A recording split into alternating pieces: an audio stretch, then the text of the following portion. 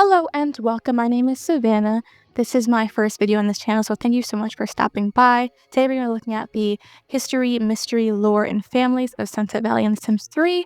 We'll be starting off with some of the history and background of Sunset Valley before looking at its residents, and then finally zooming out, looking at some of the Easter eggs and mysteries scattered about the map. So if that interests you, grab a little snack because we're going to be here for a minute, and let's load into Sunset Valley. Sunset Valley is the world that shipped with the Sims 3 base game on June 2nd of 2009. Chronologically, in the timeline of the Sims story / overall lore, The Sims 3 takes place first. In case you don't understand what I mean, let me explain. The Sims 1 through 3 all take place along a sort of timeline, with The Sims 3 taking place first. 25 years later are the events of The Sims 1, and 25 years later after that are the events of The Sims 2. So that's why in Sunset Valley you will see characters like Bella Goth and Mortimer Goth running around as children. Now, in case you're wondering about The Sims 4, for some stupid reason it takes place on an alternate timeline or something. So we're just gonna pretend that doesn't exist. So the vibe of the world is sort of 1950s-esque American suburb with some more architecturally modern homes. The town features a nice little downtown area with the city hall, a big central park, movie theater, all the important stuff. And the world also includes a nice little beach where in the distance you could see a cute little lighthouse. And the world features 25 playable families, 5 of which are returning families from previous installments of the Sims franchise, and 20 that are brand new. The in-game description of the world suggests ties to one of the 3 base game worlds that came with The Sims 2 called Pleasant View, stating, quote, "Before Pleasant View, there was Sunset Valley, founded by the Goth family and built up by the Landgraab to be a quiet, peaceful town. But when the Altos arrived with uptown ideals, the townsfolk feel the need to choose sides. Some believe this means that Sunset Valley and Pleasant View are the same town, and at some point Sunset Valley was renamed Pleasant View. And this is somewhat supported by the fact that Gunther Goth, who is the father of Mortimer Goth, canonically did found Pleasant View, and the bio of Sunset Valley states it was founded by the Goths. However, it is never explicitly stated that Gunther Goth specifically founded Sunset Valley. Also, Pleasant View looks like entirely different. Most notably, it doesn't have a beach. Personally, I believe that Sunset Valley was founded by like ancestors of Gunther Goth, and then at some point, Gunther and some other families that exist in Sunset Valley packed up their stuff and left and ended up founding Pleasant View. This would explain why the 2 feuding families mentioned in the Sunset Valley bio, the Altos and the Landgraabs, aren't present in Sims 1 and 2. Perhaps Gunther and some other residents of Sunset Valley decided they were sick of all the feuding and want to up and leave. Now, I'm trying to throw out a whole bunch of names, so let's just jump into 25 playable households that are in Sunset Valley, starting with the 3 families that are mentioned in the town bio. First, we have the Goths. Now, the Goth family resides in 13 Skyborough Boulevard in Goth Manor, which is the first lot that was built in town. And the household consists of Gunther Goth, his wife Cornelia, and their young son Mortimer. So let's start with Gunther Goth.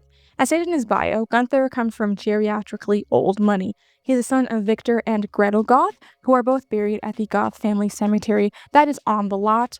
While in the base game, no siblings of his are mentioned and do not appear in his family tree, he does canonically have a sister named Frida Goth.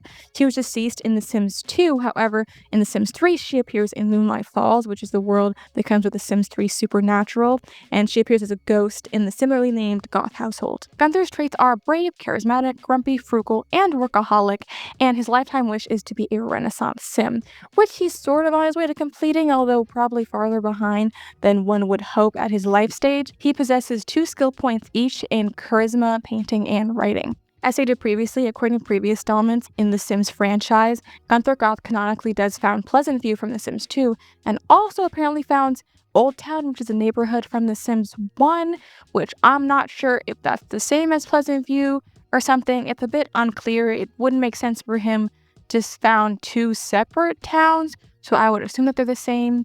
Some of the Sims lore gets a bit contradictory, you will notice, so I'm just going to assume that they are the same. Now, Cornelia Goth, formerly Cornelia Crumplebottom, is the current matriarch of the Goth household. She's a stay-at-home mom, and according to her bio, is impeccably mannered and refined, but not snooty. Her parents are Prudence and Simon Crumplebottom, who are also buried in the Goth family graveyard. She has good friends with her little sister, Agnes Crumplebottom. Similar to her husband, she possesses the grumpy and charismatic traits, as well as neat, perfectionist, and unflirty. Her lifetime wish is to have the perfect garden. However, unfortunately, she has 0 gardening skills whatsoever. She does, however, have 6 skill points in painting. Finally, we have the very well-known Mortimer Goth as a young boy. His bio states that he inherited all of his parents' best traits. However, the only trait he seems to share with either of his parents is the grumpy trait, with the other two being artistic as well as ambitious. Being a child, he has no lifetime wish yet. However, he does have one skill point in logic. Additionally, he is best friends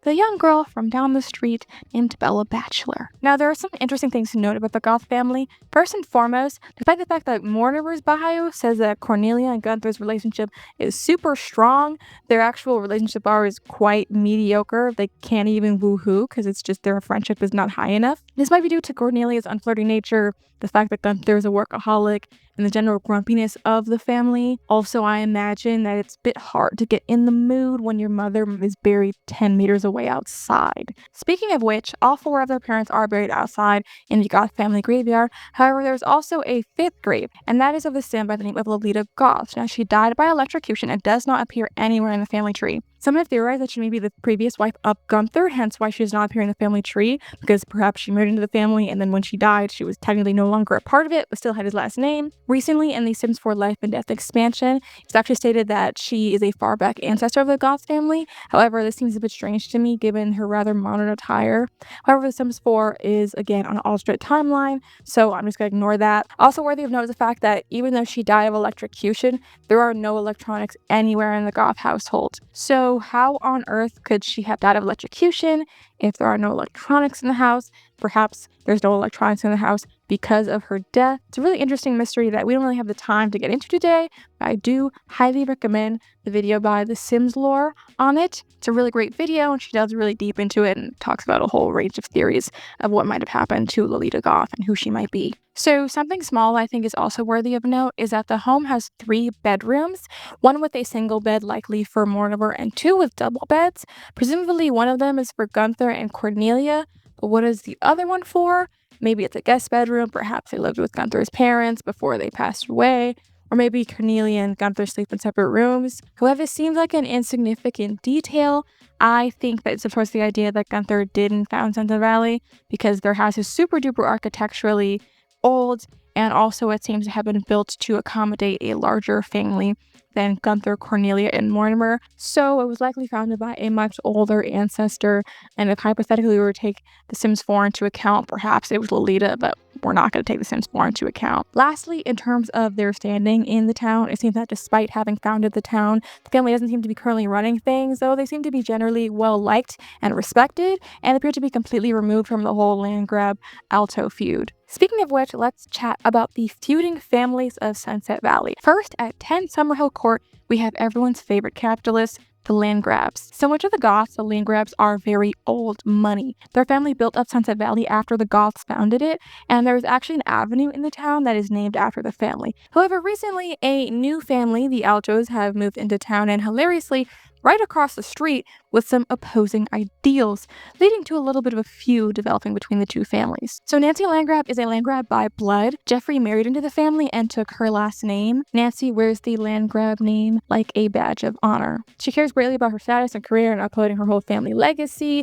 Unfortunately, though, this has resulted in her kind of neglecting her relationships with her husband and her son Malcolm. She is currently a vice president in the business career, and ironically, Nick Alto of the Alto family is also VP, and the two absolutely despise each other. Nancy is a workaholic, a snob, ambitious, charismatic, a perfectionist, and her lifetime wish is to be CEO of a mega corporation. She has 2 skill points each in athletic and painting skills. However, she seems to have none of the skills required for the business career, so I would assume that nepotism has probably helped her out quite a bit in her career. Her parents are Chester and Queen Landgraab, and the two are both buried in the town cemetery, Pleasant Rest Graveyard. Her mother actually died in a fire as a young adult when Nancy was probably quite young. Her father's parents, Kermit and Kitty Landgraab, are also buried in Pleasant Rest. Now, Jeffrey Landgraab is Nancy's husband and is a gene therapist in the medical career. He's family-oriented, charismatic, a hopeless romantic, has a good sense of humor, and loves the outdoors. His lifetime wish is to be an illustrious author, and he has 2 cooking skill, 5 logic, 2 painting, and 4 writing. He has a better relationship with his son Malcolm than his wife does, and similar to Nancy, he has enemies with Nick and Vita Alto.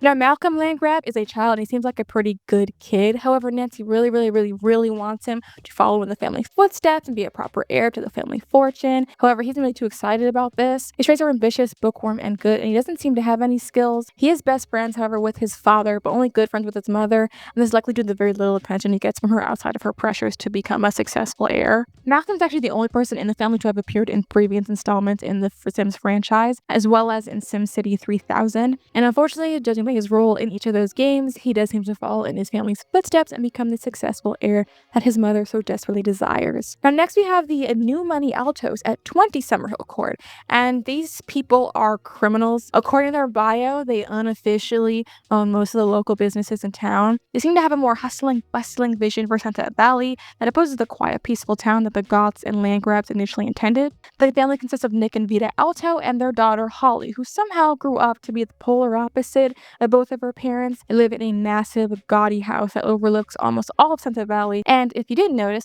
they're actually named after / a pun or reference to The Sopranos. Nick Alto is a VP in the business career just like his enemy, Nancy Landgraab. However, strangely, his lifetime wish is to be the Emperor of Evil, which requires him to join the criminal career. But I guess business could kind of be an adjacent field, I don't know. But he's a workaholic, family-oriented, hydrophobic, ambitious, and mean-spirited. He has 4 athletic skill points and 2 for business, and just like his enemy / co-worker Nancy, he has none of the skills required for the business career. So I would assume that he probably acquired his position through more criminal means.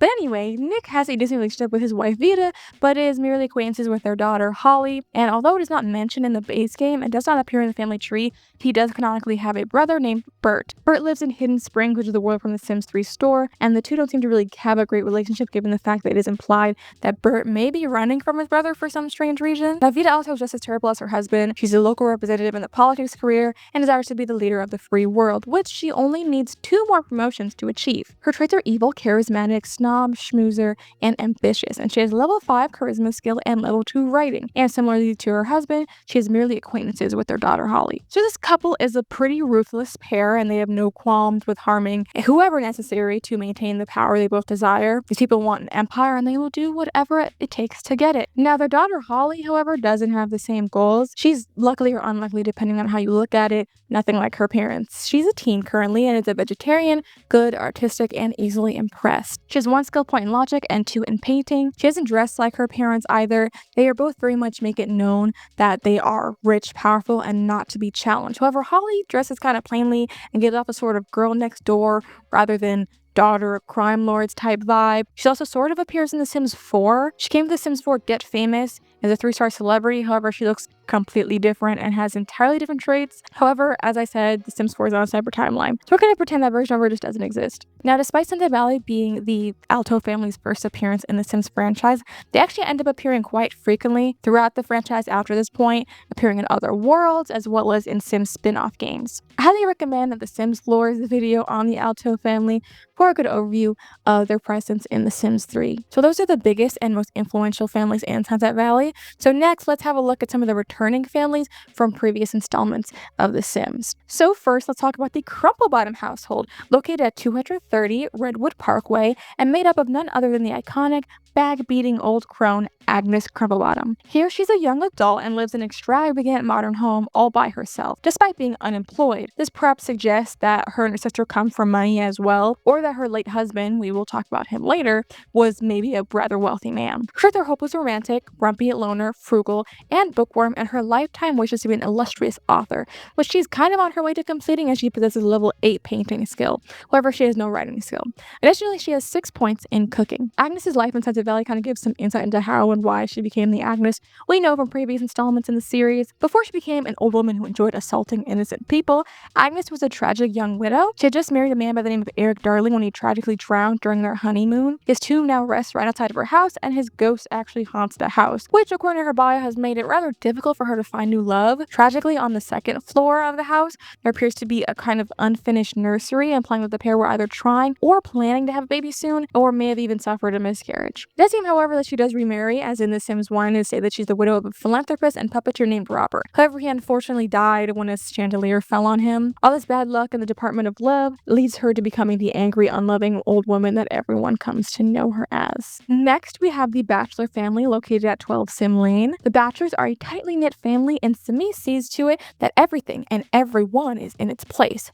Now, if only the other neighborhood kids were as well behaved as Michael and Bella. Now, Samis is a professional blogger in the journalism career, and he's neurotic, inappropriate, handy, family-oriented, and frugal. His lifetime wish is to be living in the lap of luxury, and he has 3 skill points in both handiness and writing. His parents are Milton and Enriqueta Bachelor, who are both buried in Pleasant Rest Graveyard. He appears to be a generally nice guy and is very much a family man, giving his family-oriented trait. However, his neurosis kind of makes him a bit strict and rigid in his parenting. Jocasta, his wife, works part-time as a book genre sorter at the bookstore, and while she is not technically a stay-at-home mom, she's very much a homemaker and puts a lot of effort into keeping her husband and children as happy as can be. Her traits are over-emotional, loner, green thumb, coward, and angler, and her lifetime wish is the perfect garden. Now, despite her green thumb trait and lifetime wish, she has 0 gardening skill. She does, however, have 1 skill point in fishing. Additionally, her bio describes her as enjoying the arts, but she has no artistic skills or traits that would suggest that. Michael Bachelor is the couple's teenage son. His bio describes him as the ideal son, and he generally seems like a pretty good, well-rounded kid. He loves the outdoors, is a schmoozer, athletic, and friendly. He also has 1 athletic skill point. Now, while his parents are not, Michael Bachelor is a returning sim from previous games. He initially appeared in The Sims 1 and Neighborhood 1 as a fresh college graduate, and The Sims 2 he's actually dead, and his urn is kept at the home of the Caliente sisters, and that's because he actually married Dina Caliente. He was also in The Sims 2 that it was revealed that he was the brother of the iconic Bella Goth, or as she was previously known, Bella Bachelor. Here, Bella is a young child. Her bio describes her as, quote, probably the best dressed girl you'll ever see. She always looks adorable flitting around and talking to other kids, adults, and anyone who listens. She's lucky, brave, and good, has 1 skill point in painting. She very evidently seems interested in the gothic, dark, and spooky, as evidenced by her bedroom. This is probably why she likes Mortimer Goth so much, who she is currently best friends with. Chances are, you know, Bella Goth's future. She and Mortimer get married and have 2 children, Cassandra and Alexander. Unfortunately, in The Sims 2, she disappears under mysterious circumstances. We don't really have a lot of time to go into all of that, but here are some amazing videos that you could watch that go into the whole Bella Goth mystery. Long story short, she reappears in Strange Town, having seemingly been abducted by aliens. Then at some point, somehow, she finds her way to Lunar Lake, which is a store world from The Sims 3 that takes place in the future on another planet. And in the town cemetery, there she is buried. Unfortunately, this indicates that she is never ever able to make it back to her family in Pleasant View. Our final returning family, the Landgraab family at 14 Tango Street. This messy family of 5 is made up of Ileana, Destin Landgraab, their 2 children, Kaylin and Parker, and Ileana's younger sister, Zelda May. The only Sim from this family who actually appeared in previous Sims games is Kaylin, who is currently a young child who always ends up having to clean after her very, very messy, dirty family. She's neat and a perfectionist, both traits that she appears to have inherited from her mother, and she enjoys painting as a hobby, possessing an impressive level 4 painting skill. She appears in The Sims 2 as one of the 3 NPC maids in Pleasant View, and she actually becomes a bit of a scandalous woman in adulthood, becoming romantically involved with both Don Lothario as well as a married Daniel Pleasant. Kaylin's mother is Ileana Landgraab, and Ileana is an incredibly career-focused woman. She is a department head in the business career, and she dreams of being the CEO of a mega corporation.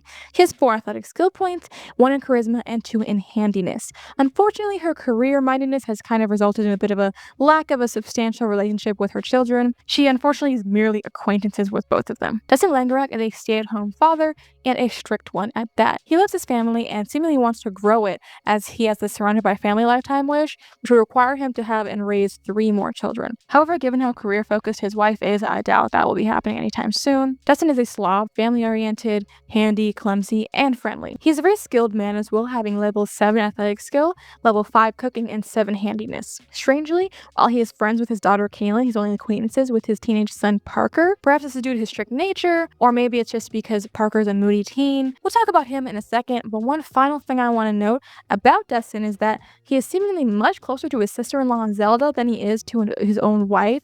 which I find to be interesting. Now, Parker Landgraab is a generic teenage boy, cares about very little outside of girls, and just like his father, he's a complete slob. He's also flirty, a schmoozer, and a great kisser, and he has level 3 athletic skill. He doesn't have much of a relationship with either of his parents or even his aunt Zelda. However, he's good friends with his little sister Kaylin. Now, Zelda May recently moved in with the Landgraab. She is Ileana's little sister and is an irresponsible, wild young woman. She's currently a fan, which is level 1 in the music career, and her dream is to be a rock star. She's flirty, a party animal, childish, easily impressed, and has a green thumb. She's a young woman who just wants to have some fun. Now, strangely, just like Destin is closer to Zelda than he is to his own wife, Zelda is closer to Destin than she is to her own sister, which I find unusual. Sure, her sister works a lot, but they've known each other all of their lives. How on earth do you become so much closer with her husband than her? Also, worthy of note, Destin doesn't work, and Zelda doesn't go to work until 3 p.m. So, presumably, while Ileana is at work and the kids are at school, the two do have a lot of time alone together. Now, they have no romantic relationship when the game starts, so it's probably nothing. However, I'm Messy Sue. Those are all the returning households from previous Sims games. However, there are still, not including the Altos, 19 brand new families here in Sunset Valley. So let's take a look at what everyone else has going on. First, we have the Albee family at 43 Water Lily Lane. The Albees are actually the poorest family in Sunset Valley, and they start off with only 600 simoleons, and the family consists of single father Iqbal Albee and his 2 sons Mirage and Vijay. Iqbal was left to raise his 2 sons on his own after his wife walked out on him. He loves both of his sons, however, unfortunately, his eldest son, Vijay, absolutely despises him. Iqbal is a report processor in the business career, and his lifetime wish is presenting the perfect private aquarium. He's level 1 fishing and level 2 logic, and he is absent-minded, has no sense of humor, is neurotic, a couch potato, and an angler. Now, I don't mean to be harsh or anything, but he does have a lot of kind of bad traits, and while his bio says that his wife left unexpectedly, I imagine that perhaps his personality had something to do with it. But anyway, now next we have Mirage, who is the younger of Iqbal's 2 sons, and he acts as kind of a mediator of his brother and father's poor relationship. He is good, neat, and family-oriented, and doesn't have a lifetime wish yet because he is a child. His bio does state that he hopes to join the law enforcement career someday. Vijay is the problem child. He believes his father is the reason his mother walked out on them, and he hates him because of this. He is a teen and is overflowing with angst. He's a slob, childish, inappropriate, and evil. He gets along fine with his little brother despite this. And additionally, he is friends with fellow rebellious teen Lisa Bunch of the Bunch family, who we'll be talking about next. Now, the Bunch family resides at 16 Marywood Lane, and this family is too big for their own good. The family consists of Jack and Judy Bunch and their 4 children, and the family, as well as their name, is actually a reference to / based on the Brady Bunch. Now, Jack Bunch is a military guy, but he's generally pretty chill. His bio says that he hosts barbecues and is pretty well liked around town. He's a schmoozer and a perfectionist who loves the outdoors and has a green thumb and good sense of humor. He's level 7 athletic skill, 5 cooking, and 6 handiness, and he's a squadron leader in the military career. However, oddly, his lifetime wish is to be a superstar athlete. It's a bit strange that he joined the military career instead. His relationship with all of his kids is pretty good. However, his relationship with his wife, Judy, is mediocre, which is probably due to the fact that their family is so big and their household is so hectic and they just don't really have any time alone together. So Judy Bunch seemingly has it all. She's got a good husband, a big and relatively happy family, and a successful career. However, juggling all of these things has kind of left her in a situation where she has basically forgotten about herself in the process. She's an aquatic systems tweaker in the science career and is neat, a light sleeper, perfectionist, over-emotional, and of course family-oriented. She has level 6 gardening and 4 handiness, and her lifetime wish is to be surrounded by family. However, that would require her to have 1 more child. Ethan Bunch is the oldest child and very evidently the golden child of the Bunch family. He's a good, well-rounded kid, and he gets along with his whole family, but is closest with his youngest sister, Darlene. He's a teen, and his traits are bookworm, genius, charismatic, and good, and he has 1 fishing skill and 2 logic. However, allegedly, according to his bio, he's one of the top students in his class, but he's merely a B student. Also, he's allegedly popular, but his only friend outside the family is Parker Landgraab. Interestingly, he has his own bedroom, which isn't really notable on its own, as his little sister Lisa does. However, he does seem to get a double bed, unlike all of his siblings, and has an entire floor just to himself, and he has his own private bathroom as well. So I'm honestly kind of shocked that his siblings don't hate him, like their parents really didn't try to hide the fact fact that he's very clearly their favorite. Now, Lisa Bunch is slightly younger than Ethan, but also a teen, and similar to her friend VJ Alvey, Lisa is the problem child. She's nice until she really isn't. Her bio states that she's gotten into a lot of fights in her childhood with other kids. She's a kleptomaniac, inappropriate, and a slob. Unclear why she only has 3 traits, as teens are able to have 4, like her brother does. However, this was probably an oversight by the developers, and given her 2 skill points in charisma and her bio describing her as a charismatic girl, she was probably supposed to also have the charismatic trait. Arlo Bunch is a rambunctious young child full of life and excitement. He is athletic, excitable, and loves the outdoors and has level 2 fishing skill. He gets along with pretty much everyone except his younger sister Darlene, who he unfortunately shares the room with. Darlene is the youngest child in the Bunch family. She's brave, unlucky, and a daredevil, and is so desperate for attention from her family to the extent that she has done wild stunts to get noticed, resulting in serious injuries like broken bones. Like somebody needs to call CPS because the child is so desperate to be loved that she is snapping her bones in half. She gets along very well with her eldest brother Ethan, but absolutely loves tormenting her brother Arlo. Now, this family is very clearly way too big. Most of the kids don't really seem to be getting the attention they need, with the exception of Ethan, likely because he's gotten to experience being an only child and getting the attention in his early years. Lisa is beating people up every week, Arlo acts like he's on speed 24/7, and Darlene is breaking bones for attention. So hopefully Judy gives up on completing her surrounded by family wish and doesn't add another bunch to this bunch. See what I did there? Next, at 378 Skyborough Boulevard, we have the Andrews family. Bo and Victoria Andrews are a married couple who, on the outside, seem to be totally incompatible, yet somehow seem to make it work. Bo is not exactly the most desirable man on the planet. He dreamed of becoming a professional athlete, however, for reasons unknown, that didn't work out, and afterwards he really let himself go. He's unemployed and a couch potato, a slob, inappropriate, can't stand art, but has a good sense of humor. He has 1 fishing skill point, and his lifetime wish is to be a gold digger. Now, although his bio says that he loves his wife, he seems to me to just be using Victoria to bum off of, as proven by his lifetime wish. Now, Victoria is a freelance writer in the journalism career. She loves her husband and has really stepped up when he wasn't able to be the athlete he wanted. Now, her traits are good, helpless, romantic, artistic, ambitious, and bookworm, and she aims to become a star news anchor, and she currently has level 2 logic and 3 writing. She evidently is a very, very hardworking woman, given that they live in a rather large home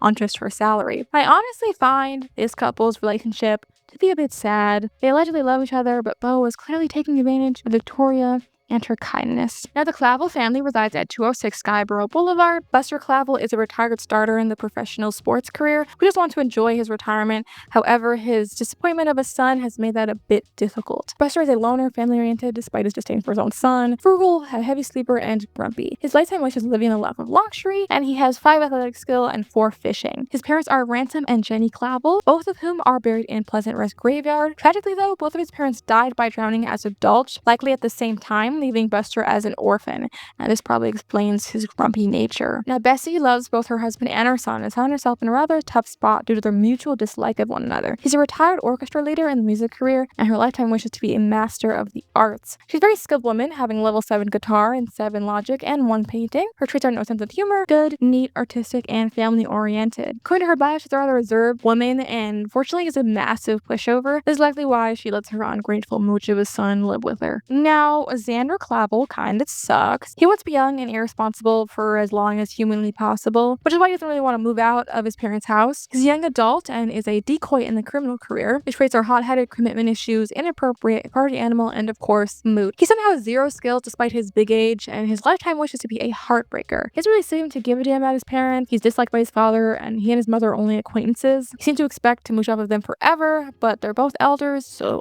I don't know what he plans on doing when they inevitably kick the bucket rather soon. On 2 Sunsong Avenue live 2 poorly socialized brothers, Connor and Jared Frio. Now, Connor is the younger of the 2 and is a rather quiet, reserved individual. He's an automated spell checker in the journalism career, and his lifetime wish is to become a professional author. He is absent-minded, a bookworm, unflirty, a loner, and good, and he has level 1 writing and level 1 gardening. He's best friends with his older brother, Jared, likely because, according to his bio, Jared is kind of the only person who lets him to just be himself, be awkward, asocial, and doesn't really pressure him to do much more. Now, Jared is a spice runner in the culinary career and seems to be a little lost in life. He chooses being a celebrated 5-star chef, but he doesn't really have the motivation to actually do that. He has level 2 cooking skill, and his traits are natural cook, heavy sleeper, mean-spirited, inappropriate, and party animal. He also appears to struggle socially, as despite being allegedly a rather charming individual when he first meets people, he kind of just sucks. As mentioned, he's a pretty mean-spirited guy and frequently burns bridges because of that. He doesn't really seem to care about that either, though. In fact, hilariously, when I first loaded into their household, Jared autonomously went over to the roomie's household and started randomly yelling at Styles McGraw for no reason. Now, despite this, he does have one friend other than his brother, and that's Madison Van Watson, who we'll talk about a little bit later. Additionally, he's actually the ex-boyfriend of his and Connor's neighbor, Miss Claire Ursine. So Claire Ursine lives right across the street from her crappy ex Jared, and Claire is a getaway driver in the criminal career. And her traits are loner, loves the outdoors, hot-headed kleptomaniac, and angler. She has 3 athletic skill and 7 fishing, and her lifetime wish is to become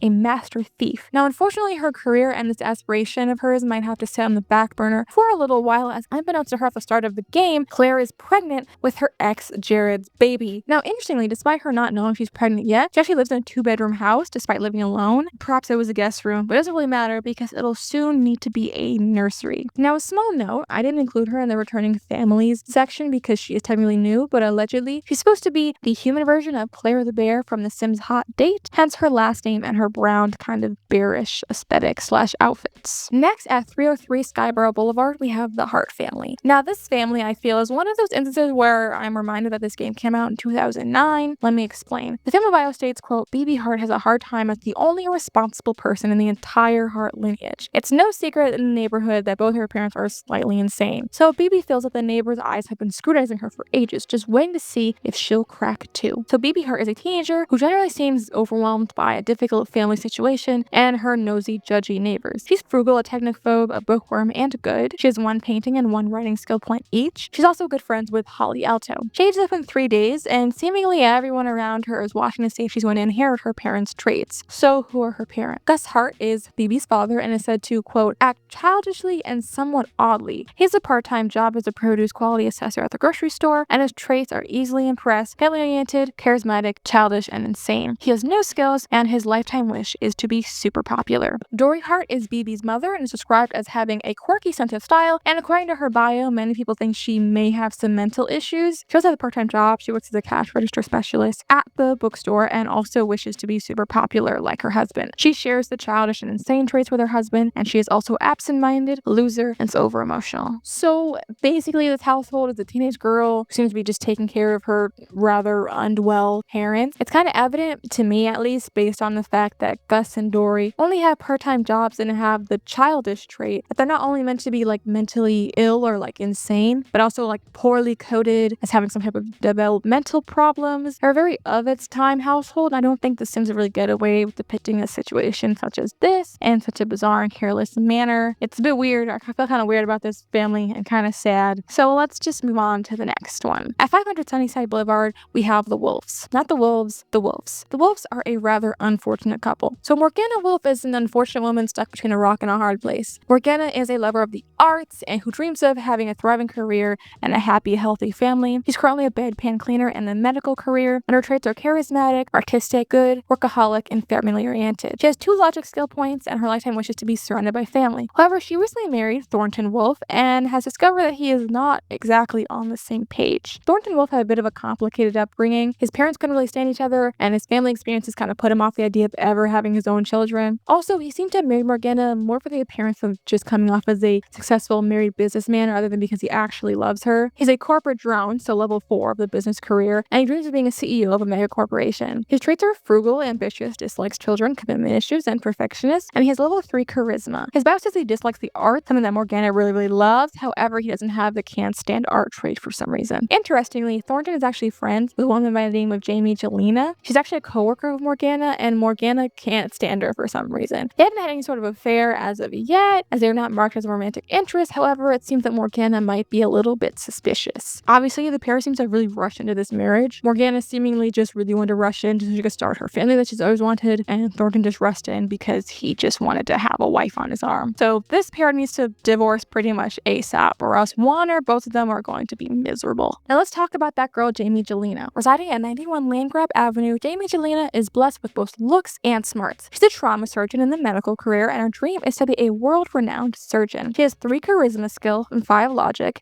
and her traits are flirty, virtuoso, party animal, genius, and bookworm. She seems rather popular as she has good friends with several Sims around town. Additionally, as mentioned before, she is friends with Thornton and disliked by his wife / her coworker Morgana. Something interesting to note though is that when I loaded into her household, her career performance was actually in the negative for some reason. I imagine maybe this has something to do with her poor relationship with with her coworker Morgana, or perhaps something else. Just down the street at 86 Landgraab Avenue, we have the Keatons. Justin and Marty Keaton are used to a rather hectic, active lifestyle. However, things are about to change, and they're probably going to have to slow down a bit as they are currently expecting their first child. Justine is a patrol officer in the law enforcement career with goals of becoming a forensic specialist, dynamic DNA profiler. She has 2 athletic skill and is a loner, perfectionist, neat, good, and hot-headed. Currently, she is in her 3rd trimester, so she's due quite soon. And unfortunately, her hot-headedness appears to be a bit of a struggle for her, and she hopes/wonders if this new baby will maybe help her chill out a bit. Now, Marty is a minor leaguer in the athletic career, and he wants to become a superstar athlete. He has 3 athletic skill, and his traits are loves the outdoors, great kisser, athletic, friendly, and neurotic. His neuroticism, however, can be a bit difficult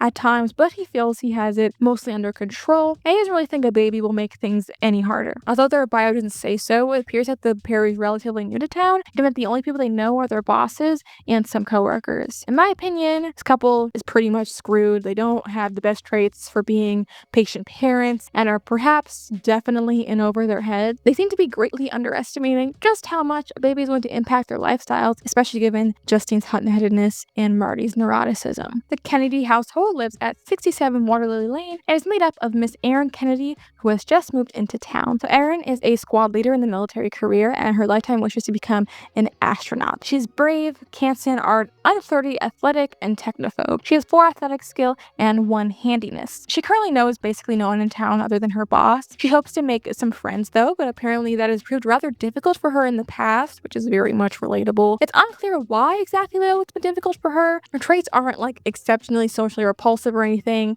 It's a bit of a mystery why that's been so hard for her. This is one of the more boring households in town in my opinion, so let's just move on to the next one. At 433 Sunnyside Boulevard resides one of my favorite Sims in Sunset Valley, Gobias Coffee. Gobias is a fertilizer analyst in the science career, and his performance was for some reason negative when loaded into his household. His traits are never renewed, loser, childish, over-emotional, and flirty. His lifetime wish is to be a jack of all trades, and he has level 3 gardening and 3 handiness. His father is Gaylord Coffee and is buried in Pleasant Rest Graveyard, and Gobias seems to have inherited most of his traits and his lifetime wish from his father. His mother, however, is completely unknown. Gobias is a single guy living in a massive bachelor pad with a nice pool, and he's gay. Maybe. His bio states that he, quote, hasn't met the right woman, and suggests that it may be because he actually prefers the company of his male friends. I honestly find his wiki to be quite hilarious. Here are some notable sections of the wiki that I found to be rather funny. First, quote, his career of fertilizer analyst could be a reference to his presumed sexuality, as he spends his day analyzing or looking at fertilizers, which is the reproductive role played by cisgender men. Also, apparently he's one of like a few Sims in the town who has a flame bush on his lot, and of course having a flame bush equals flaming homosexual, I suppose. Another hilarious quote, in The Sims 4 there's a book written by Gobias called Bangers Are the Worst. This further ties to the speculation that Gobias is gay,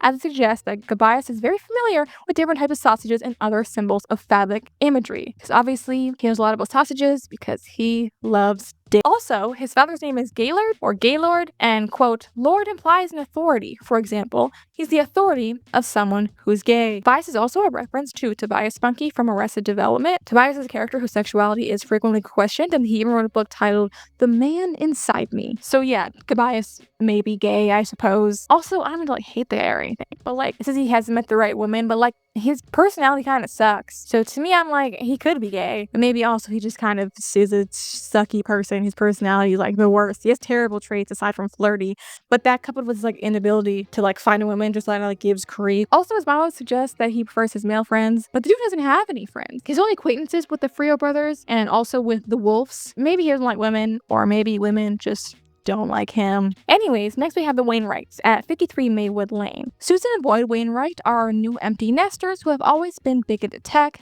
Now that their daughter is out the house, they're ready to indulge more to their hobbies with their newfound freedom. Now, Boyd Wainwright is your generic slobbish computer nerd. He's a fertilizer analyst in the science career, and he spends most of his free time glued to his computer. His traits are computer whiz, genius, couch potato, slob, and neurotic, and his lifetime wish is to become a creature robot crossbreeder. He has level 4 handiness and 3 in gardening. Susan Wainwright is a hardworking, intelligent woman interested in toys and gadgets of all sorts. She's a carnivorous plant tender in the science career, and her lifetime wishes to be a chess legend.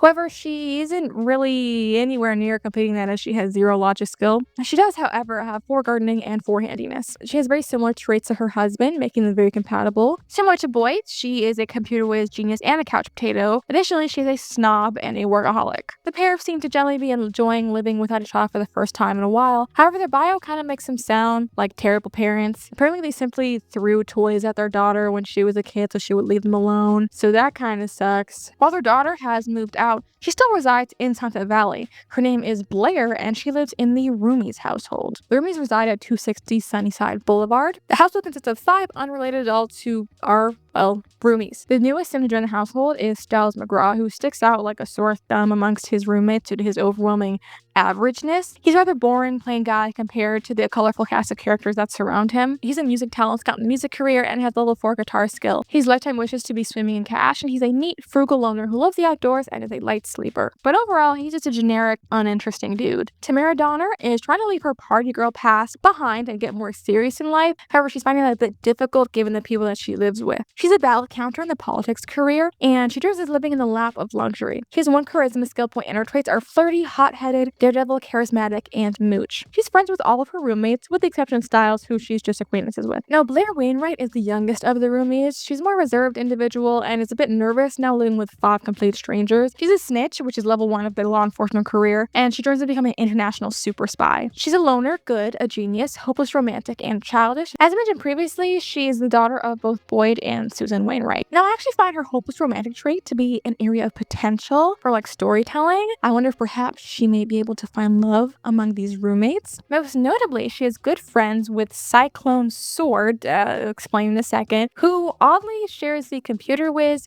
couch potato, and genius traits with Blair's parents. Yes, you heard that right. His name is Cyclone Sword, and it is spelled like this. Cyclone is a quirky computer nerd and is very much a stereotypical gamer loser archetype. He's an automated spell checker in the journalism career, and his dream is to be a chess legend. Despite this, his only skill is level 3 writing. His traits are genius, couch potato, computer whiz, inappropriate, and absent-minded. Like I said, he's good friends with Blair. And interestingly, if you have him romance Blair, the first kiss option is never an option, which kind of implies that maybe it's happened between them before. Now in reality, he was actually planning to be her ex, but the developers scrapped that storyline. They likely just forgot to fix that. But however, I still like the idea of a budding romance. However, I still do find it strange and interesting that he shares so many traits with her parents, even has the same lifetime wish as her mother. So that seems kind of like a weird coincidence. It's giving kind of like Freud type vibes or something. I don't know, it's weird. Lastly, we have Emma Hatch, who's a chill girl with a slightly alt aesthetic, and she's the cook of the house. She loves to cook for her housemates and believes that her excellent culinary chops are why everybody likes her so much. She's an ingredient tester in the culinary career, and she has level 4 cooking skill and has hopes to become the culinary librarian. She has a good sense of humor and is unflirty, artistic, charismatic, and a natural cook. She's also best friends with Aisha and Sari from the neighboring Working Friends household. The Working Friends live at 270 Sunnyside Boulevard and are just that. Working friends. Sort of. Madison Van Watson is the materialistic rich girl, according to her bio. However, she is unemployed and living with 3 roommates, so if she ever was rich, she most definitely is not right now. She's also the only person in the Working Friends household who is not working. Her traits are ambitious, clumsy, snob, excitable, and childish, and she has level 1 charisma skill. Her lifetime wish is to be living in the lap of luxury. Now, my hypothesis for why her bio doesn't seem to reflect her current brokenness is that perhaps she came from a very wealthy family, and for some reason her family kicked her out and cut her off. Perhaps she desires to get back to the wealthy life that she once had, hence her lifetime wish, all without working, of course, hence her unemployment. Madison is also best friends with her roommate Monica. Now, Monica Morris is the down-to-earth rich girl. She's a snack hawker in the athletic career, and her lifetime wish is presenting the perfect private aquarium. Her traits are snob, absent-minded, great kisser, schmoozer, and angler, and she has 1 skill point each in athletic, fishing, and gardening. Now, similar to her bestie, she's relatively broke for a rich girl. My headcanon is perhaps that Madison and her were from the same rich town maybe, and maybe her parents kicked her out, or maybe she just left home with Madison when when Madison got kicked out of her place to help support her or something. I don't know, that's just speculation on my part. Now, Tori Kimura is the serious one. She's a ballot counter in the politics career, and her lifetime wish is to be super popular. She has one charisma skill, and her traits are snob, no sense of humor, workaholic, charismatic, and natural cook. Something that I find kind of interesting is she dresses really modestly / kind of geriatric for her age. Feeling a bit granny-ish, but maybe that's just because of her serious personality. Also, the household bio state that she seems to really want to be a part of Madison and Monica's little BFF clique, but it seemingly hasn't really worked out. She isn't described as a rich girl, so maybe that's why they don't really care for her, or maybe they still like her seriousness, or maybe both. Aisha Ansari is the floundering tomboy. She's a decoy in a military career, and her lifetime wish is perfect mind, perfect body. She has one writing skill and is brave, athletic, frugal, artistic, and a genius. Now, her bio describes her as a tomboy, although in my opinion, nothing about her appearance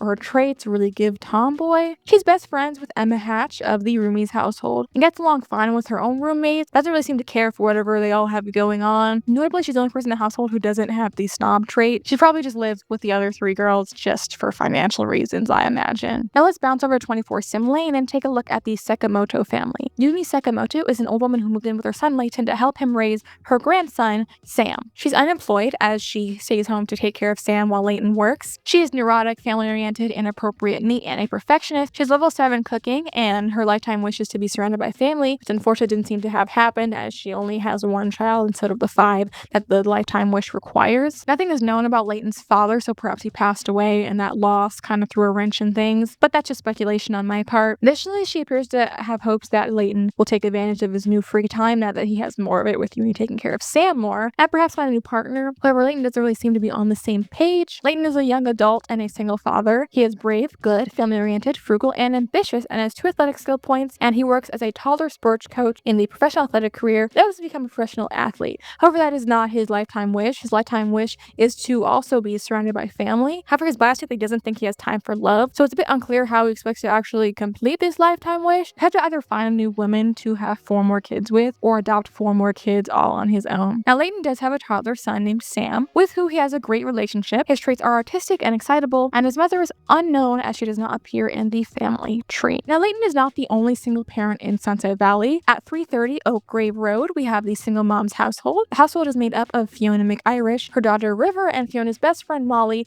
who recently moved in and brought along her daughter Sandy. Fiona McIrish is an investigative reporter in the journalism career. Her lifetime wish is the Tinkerer, and she has 2 charisma and 5 writing skill. Her traits are genius, handy, charismatic, bookworm, and vegetarian. She's best friends with both her daughter River and Molly. Her bio strangely states that she is focusing on living a healthy life now that the past is behind her. It's unclear what past she is referring to. Perhaps it's something to do with River's father, though we don't know who that is, so who knows. Now, River is Fiona's teenage daughter. Her bio describes her as the typical girl next door. She's artistic, neat, good, and a perfectionist, and she has 2 painting skill, and according to her bio, she wants to be a famous artist. Molly French is Fiona's best friend who recently moved in, and Molly is a bit of a mess. She loves to party and have fun, and thinks that Fiona and River probably judge her a bit for it, but she doesn't really care. She's a pastry chef in the culinary career and has 1 charisma skill and 7 cooking. However, despite her high cooking skill, her performance for her job actually starts off in the negative, probably due to her irresponsible behavior. She's flirty, a snob, a daredevil, a party animal, and a hopeless romantic. She has a plethora of friends around town, and despite her recklessness, her party girl nature, she has a great relationship with her young daughter, Sandy. Now, Sandy is just a little toddler, and her traits are excitable and slob. Her father is unknown, and while she does have a good relationship with her mom, Molly,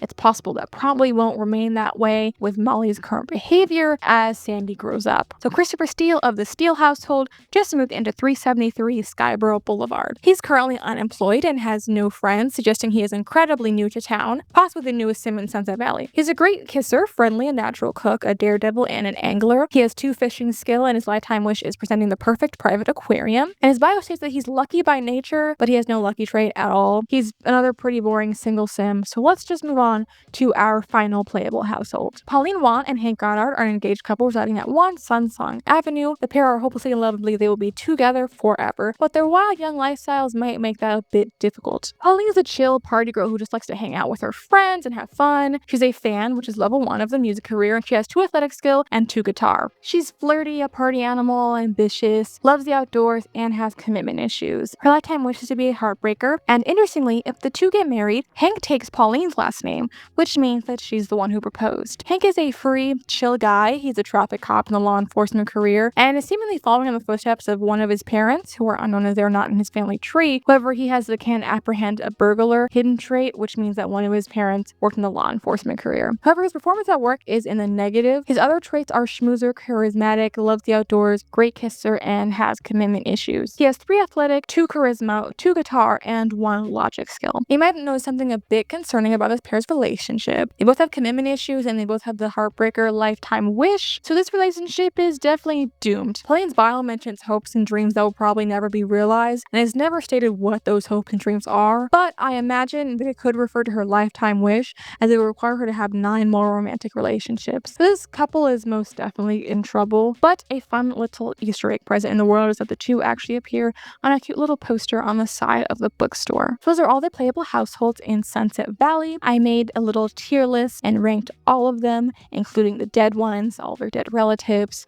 so you can take a look at that. If you disagree, that's okay, but you are wrong. That's not all the Sunset Valley has to offer. To wrap up, I want to take a look at some of the Easter eggs and mysteries strewn about the town. So first, let's take a look at the town cemetery, Pleasant Rest. It's located at 107 Skyborough Boulevard and houses most of the town's dead, with the exception of the Goth and Crumboltham families. At the center of the cemetery is a mausoleum called Mausoleum of the Spectre family. This is a reference to All Spectre, a sim from The Sims 2 Strange Town, who also appears in The Sims 3 in one of their store worlds, Midnight Hollow. There is one really interesting grave along the pond situated in the middle of the cemetery, and that grave is of none other than the Tragic Clown. So the Tragic Clown is a returning sim from previous Sims games. He was introduced in The Sims Living Large and appears when a depressed sim looks at his painting. He was not present in The Sims 2, but his missing poster appeared on the side of milk cartons in the game. Here he is dead, which is interesting because Sunset Valley takes place in the past, and he appears 25 years later in The Sims 1. He looks rather different from The Sims 1 version of himself, as here he looks like a regular guy wearing clown makeup. He died as an adult, and his cause of death was drowning. His traits were excitable, bookworm, neat, clumsy, and oddly hydrophobic. Now, I say that is odd because it's incredibly difficult for a hydrophobic sim to drown because they just don't like to get in the water. Perhaps he developed the trait after death, which isn't technically a feature in game, but like maybe for storytelling purposes that might be the case. His lifetime wish was to be a world-renowned surgeon, which he did not fulfill, which was maybe why he became a clown. Perhaps he failed as a surgeon. Additionally, buried right beside him is the only child buried in Pleasant Rest